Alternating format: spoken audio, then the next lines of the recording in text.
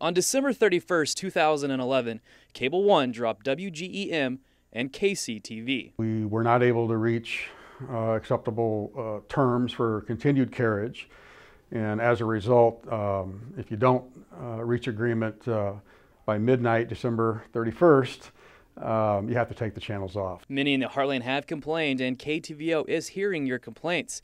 KTVO's president and CEO, Carol Kellum, says she understands the confusion and dissatisfaction of Cable One viewers, but promises KTVO will continue to provide CBS programming to the Heartland. KTVO adding the CBS affiliate a while back, it gave them an option that they would have a fully programmed CBS within the market, and then they need to get something from outside the community. As far as detecting severe weather from the west, KTVO has you covered on all angles. I know that KTVO here locally has invested in new weather equipment, weather gathering equipment, and they should be able to continue to see those trends. With our new weather system, we now have the capability of tracking storms with more accuracy and precision, thus informing the public when and where severe weather will strike and if it's going to affect them.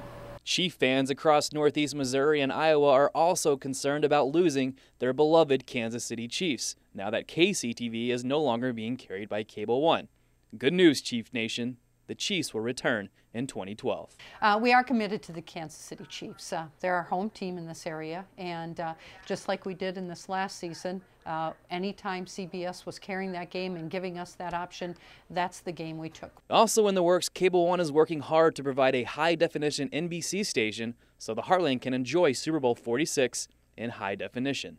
So with all these changes with Cable One, will the bill be higher? Trying to keep our programming costs down. The more we pay for programming, the higher the cost of programming, then that's reflected in our rates. KTVO and Cable One are working together and working hard to provide our viewers up-to-the-minute information around the clock.